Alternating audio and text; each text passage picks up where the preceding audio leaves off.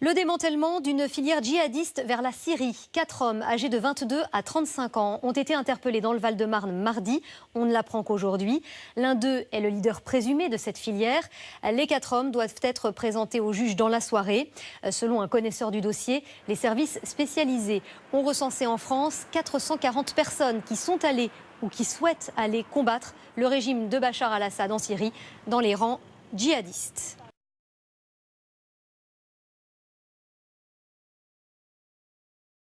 Voilà que depuis quelque temps, eh bien, nous avons découvert, ou j'ai découvert plutôt, que l'islam et les musulmans font preuve d'une ignorance par rapport au combat que mène l'Occident, par rapport au combat que mènent les mécréants, ceux qui veulent détruire l'islam, ceux qui veulent détruire, anéantir les musulmans, et cela malheureusement, vous ne le voyez pas de par vos propres yeux. Moi, et de par ma relation avec les services ou les différents services secrets, et ici je rappellerai que j'ai travaillé durant quelques temps pour les services secrets marocains, qui a suivi par une relation avec la police fédérale belge, et ensuite, pour finir, avec une relation avec la sûreté de l'État. Et j'ai décidé, par la permission et la grâce d'Allah subhanahu wa ta'ala, qui m'a ouvert les portes du bien, les portes du djihad, de me rendre en Syrie pour pouvoir combattre auprès de mes frères, auprès de mes frères mujahideen, pour pouvoir élever la parole d'Allah subhanahu wa ta'ala et tuer ceux qui nous tuent et combattre ceux qui nous combattent. Et nous allons les combattre comme ils nous combattent, car ils sont en train de nous détruire.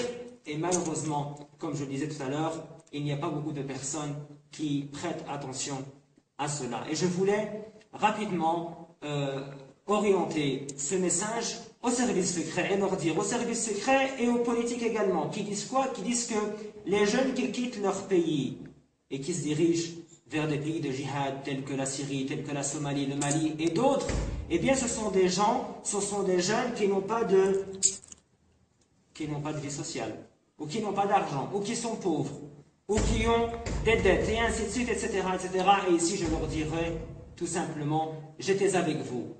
Je m'asseyais à votre table. J'étais assis à votre table.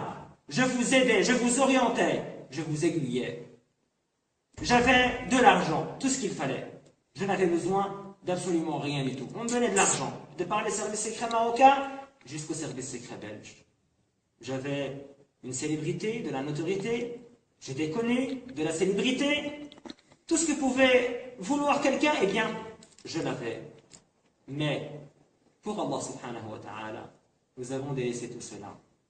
Et lorsqu'ils pensent qu'ils rusent contre l'islam et les musulmans, qu'ils sachent qu'Allah subhanahu wa ta'ala est le meilleur stratège. Et ça, personne ne pourra aller contre la volonté d'Allah subhanahu wa ta'ala. Car Allah subhanahu wa ta'ala est le créateur des cieux et de la terre. C'est lui qui a créé les humains. C'est lui qui a créé le monde. Et ça, les gens doivent le comprendre. Les gens doivent y prêter attention. Les gens doivent savoir qu'aujourd'hui, le seul moyen de transmettre nos paroles, c'est de par le combat. Car le dialogue, c'est terminé. On ne parle plus. La langue ne sert plus rien. Nous sommes obligés aujourd'hui de prendre des armes. Nous sommes obligés aujourd'hui de nous cacher le visage. Pourquoi? Parce que nous sommes combattus. L'Amérique, les États-Unis, l'Occident, l'Europe ne comprennent rien à ce qui se passe en Syrie.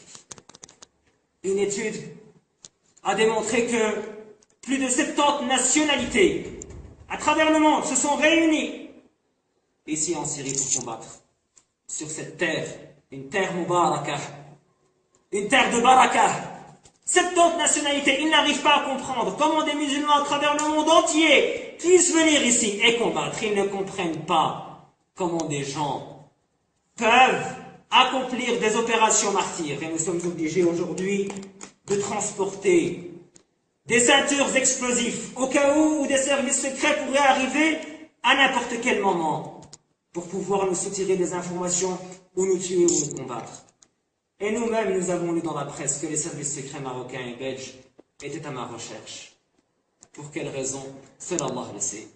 Qu'ils sachent que peu importe ce qu'ils voudront mettre, que peu importe ce qu'ils voudront mettre en action pour pouvoir anéantir l'islam, qu'ils sachent qu'ils n'y arriveront jamais à cela, car Allah subhanahu wa ta'ala est le déteneur de toutes choses, car Allah subhanahu wa ta'ala est le meilleur en stratège, et car Allah subhanahu wa ta'ala nous a promis à nous, à la communauté musulmane, aux musulmans, ce qu'il n'a promis à aucune autre communauté, et ce, le paradis, et le plus haut degré du paradis qui est le Firdaus al-A'la.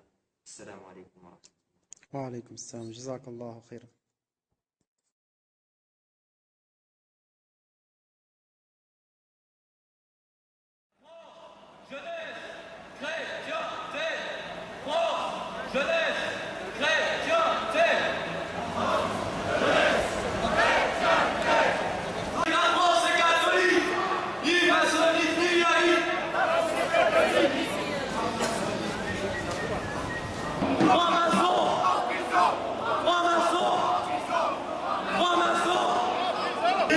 C'est anti-catholique.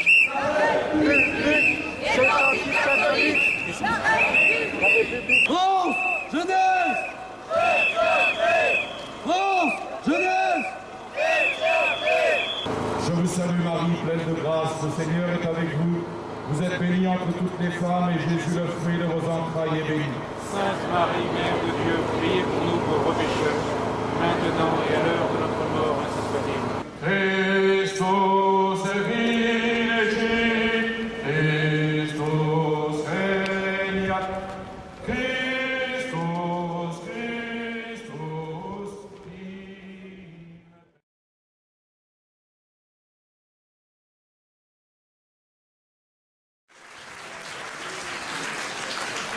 Je ne sais pas pourquoi, mais après le triomphe, j'ai l'impression de faire un bide. Quel défenseur de l'identité française et chrétienne. Je voudrais en quelques minutes, comme rédacteur du blog L'Observatoire de christianophobie, attirer votre attention sur l'ampleur des phénomènes de christianophobie dans notre pays. Encore que ce blog œcuménique recense chaque jour et depuis le mois de mai 2010 les actes de christianophobie dans le monde entier. J'ai compilé dans la nuit les manifestations de christianophobie en France parmi les 1243 articles publiés qui ont été lus 1,4 million de fois entre le 1er janvier de cette année et le 30 septembre, c'est-à-dire pendant les seuls 9 premiers mois de 2013.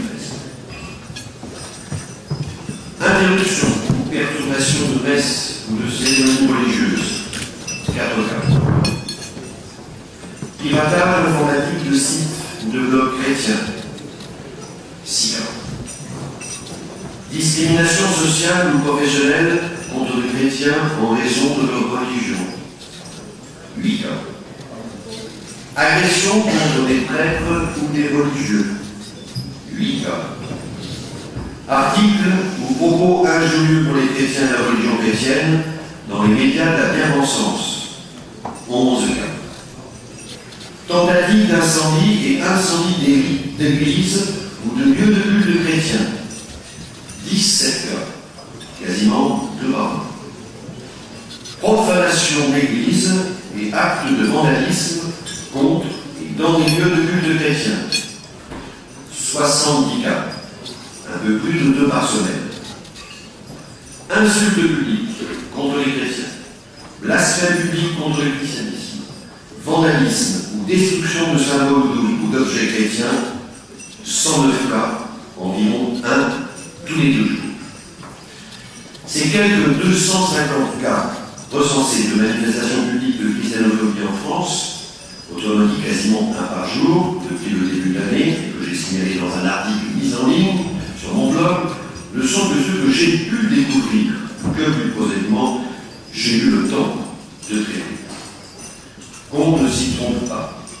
Les chiffres que je viens de vous signaler ne recouvrent pas la totalité des actes de christianophobie en France. Ils ne sont que des prélèvements sur un phénomène plus ample, plus profond et en croissance constante. Chacun de ces cas en soi est intolérable et il aurait pu donner lieu à une ferme dénonciation publique, voire à une action judiciaire. La griffe est par vocation et statutairement fondée à dénoncer publiquement et à poursuivre pénalement ces innombrables attaques contre notre identité chrétienne. Mais pour cela, il lui en faut les moyens. Il lui faut plus de munitions pour la bataille et plus d'hommes pour la mener. C'est l'appel que je lance en ce jour du 30e anniversaire de la vie, car en matière de christianophobie, n'est-ce pas, Béatrice Bourg, Béatrice, elle est là. En matière de christianophobie, on ne doit rien lâcher, jamais, jamais, jamais.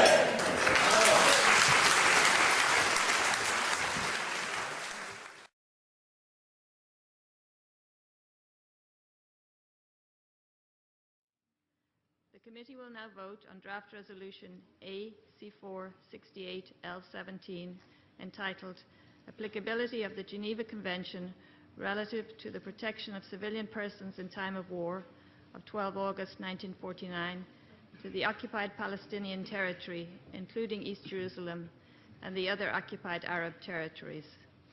The voting machine is unlocked.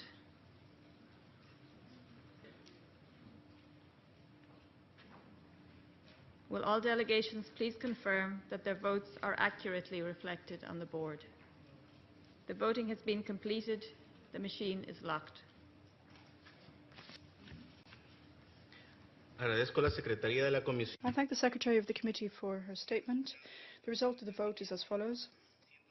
160 votes in favour, 6 against, 5 abstentions.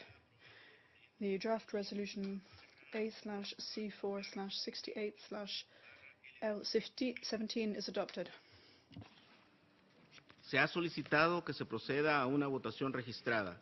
Ofrezco ahora la palabra a la Secretaría de la Comisión para que conduzca la votación. Thank you, Mr. I think when you have 5 statements, not 5, like a total of 10 resolutions on Israel and Palestine, there's got to be something. C'est un peu trop, non?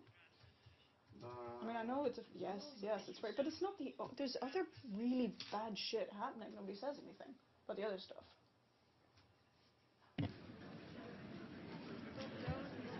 Apologies. Okay, I understand there was a problem with interpretation. The interpreter apologies.